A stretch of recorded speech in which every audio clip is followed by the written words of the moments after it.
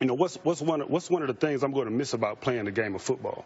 And I would tell people that, man, standing up there on that sideline and singing that national anthem, the flag is up and the whole nine, that was one of the great joys of my life, right?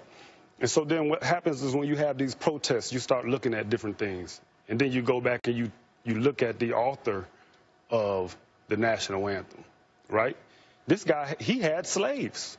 You know, you look at Francis Scott Key, he was a slave owner. So now, as I'm thinking about the national anthem, and I hear that line for the land of the free, he wasn't talking about me. Mm-hmm. He wasn't talking about Randy. So when we talk about Colin Kaepernick and the stand that he's taking, he's saying, look, let there be justice for all of us, including me and Randy, including all of you on this set today.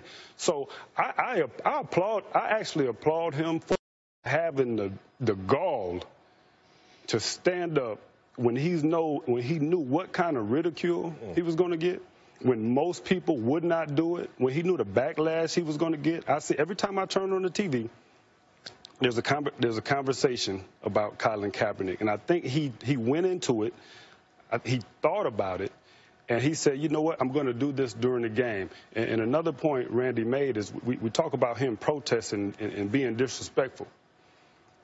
He didn't pull his shoulder pads off and run around the stadium and go grab some prop and run around and be disruptive. No, he sat down in peaceful protest. And if I was in the military and I looked over there and I seen this young man protesting in peace, I would actually feel proud that as a military man, woman, that the freedoms that I go across these waters and fight for, that's it, exercise right there with this young man sitting down and doing it peacefully.